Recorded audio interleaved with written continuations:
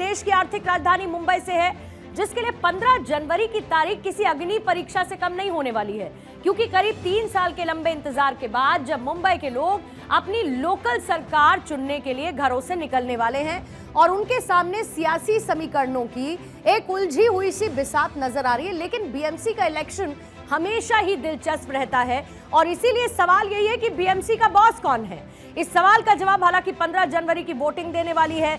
मुंबई की सत्ता पर किस गठबंधन का कब्जा होगा, इसको लेकर सियासी हलचल अब बहुत तेज हो चुकी है।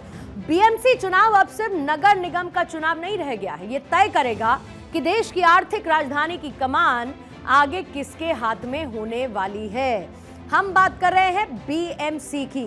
बीएमसी जो कि एशिया की सबसे अमीर महानगर पालिका है और इस पर पिछले करीब 3 दशक से उद्धव ठाकरे की पार्टी का कब्जा है। ऐसे में इस बार विरासत बचाने की लड़ाई उद्धव ठाकरे लड़ रहे हैं और यही वजह है कि 2 दशक बाद ठाकरे ब्रदर्स एक साथ हैं और एक साथ ताल भी ठोक रहे हैं। ठाकरे ब्रदर्स जो कि इस वक्त साथ साथ नजर आते हैं। चुनाव के लिए ठाकरे भाइयों ने अब कमान संभाल ली है, तैयारी इसकी कर दी गई है। साथ ही संयुक्त रूप से चुनाव प्रचार अभियान की शुरुआत इनकी तरफ से की जाएगी। दोनों साथ साथ नजर आएंगे। 10 दिन में 8 संयुक्त रैलियां करने की तैयारी ठाकरे बंधु कर चुके हैं। जोर शोर से संयुक्त मैनिफेस्टो यानी कि जॉइंट क्या काम करने वाले हैं वो सामने इसमें देखने को मिलेगा। आदित्य ठाकरे, राज ठाकरे के पुत्र इसे एक अंतिम रूप देते हुए एक फाइनल परफॉर्मा तैयार करते हुए नजर आ रहे हैं। अब जाहिर है कि बीएमसी चुनाव जो कि सिर्फ अगर आप एक नगर निगम का चुनाव कह देंगे तो ये गलत होगा। ये एक तरीके से अस्तित्व की लड़ाई है, लेगेसी की लड़ाई है और इस बार चुनाव बेहद खास है क्योंकि इससे पहले 2017 में वोटिंग हुई थी और तब लड़ाई सीधी सीधी थी। लेकिन बदलते हुए समीकरणों ने इस चुनाव को दिलचस्प भी बनाया है, समीकरणों को उलझा भी दिया है। जो ट्रायंगुलर फाइट है इस बार देखने को मिल रही है। 3 गुट आमने सामने होंगे जो कि बीएमसी का संग्राम एक साथ लड़ते हुए नजर आएंगे। बीजेपी और शिंदे की शिवसेना है। बीजेपी इस बार किसी भी कीमत पर बीएमसी से उद्धव की शिवसेना का दशकों पुराना कब्जा हटाने की कोशिश में है। एकनाथ शिंदे के लिए ये खुद को असली शिवसैनिक, असली शिवसेना साबित करने की अग्नि परीक्षा है। 227 सीटों में से बीजेपी 137 और शिंदे सेना 90 सीटों पर जोर लगा रही है। अब दूसरा जो इसमें समीकरण है, एक तो Thackeray brothers plus NCP, Sharad Pawar की एनसीपी, इनका गठजोड़ दिखता है। बीएमसी चुनाव ने वो कर दिखाया जो बीते 2 दशकों में मुमकिन नहीं हो पाया। सबसे बड़ी खबर तो उद्धव और राज ठाकरे के एक साथ आने की है। एकनाथ शिंदे ने बाल ठाकरे के शिवसेना नाम और निशान को ले जाने के बाद उद्धव के पास कैडर बचाने की एक चुनौती है। अब राज ठाकरे की अपनी प्रासंगिकता है जिसको भुनाने की कोशिश करेंगे।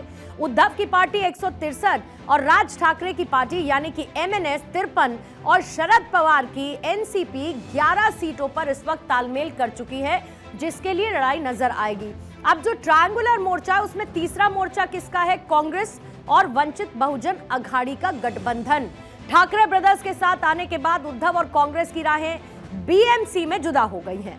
कांग्रेस अपने दम पर 167 सीटों पर चुनाव लड़ रही है और प्रकाश आंबेडकर की वंचित बहुजन अखाड़ी जो कि वीबीए के नाम से जानी जाती है, उसके साथ उसने गठबंधन कर लिया है।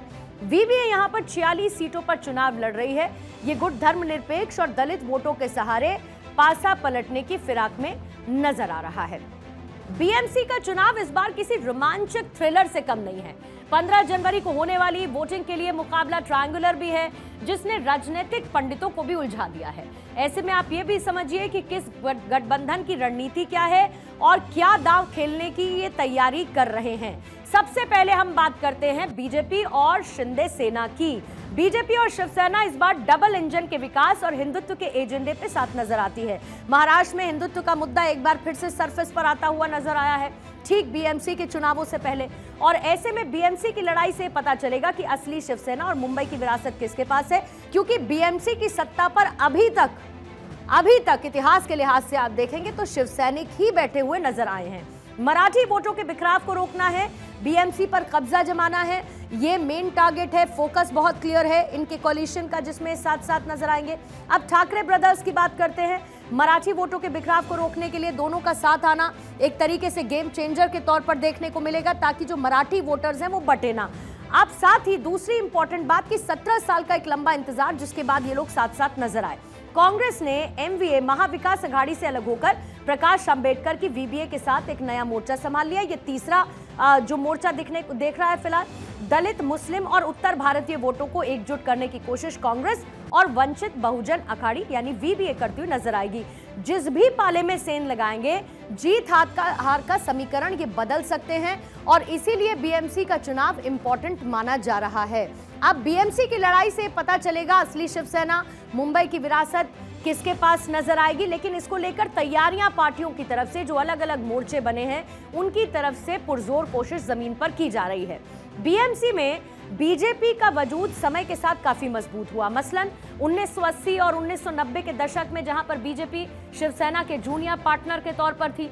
फिर 2017 का बीएमसी चुनाव आया जिसमें बीजेपी का वजूद सबसे तेजी के साथ बढ़ा।